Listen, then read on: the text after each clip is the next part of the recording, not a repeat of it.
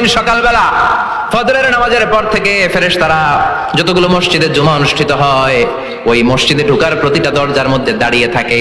কারা কারা আগে আগে জুমার নামাজ পড়ার জন্য মসজিদে যায়, প্রত্যেকের নামগুলো একটা জান্নাতের রেজিস্ট্রি খাতার মধ্যে তুলে নেয়। এই নামগুলো স্পেশালি আল্লাহর কাছে পাঠানোর জন্য।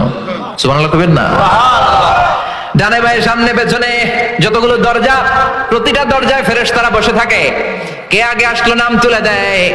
তুলতে তুলতে তুলতে তুলতে খতিব সাহেব যখন খুতবা দেওয়ার জন্য মিম্বারে যেয়ে বসে যায়, ফেরেশতারা তাদের খাতা বন্ধ করে তারাও খতিব সাহেবের সামনে জুমার খুতবা শোনার জন্য বসে যায়। পড়েন সুবহানাল্লাহ।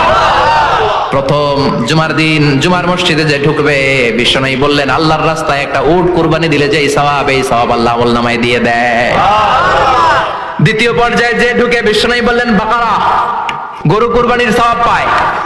3 নম্বরে যে ঢুকবে, বিশ্বনবী বললেন কাবসা, হাদিসের ভাষায় এসেছে আল কাবাস, কাবাস মানে হলো বকরি, বকরি কুরবানির সওয়াব। 4 নম্বরে যে ঢুকবে তার হচ্ছে দাজাজা, দাজাজা মানে মুরগি।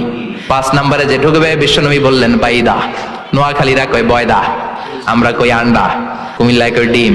আছে না নাই? এক দেশের কত ভাষা।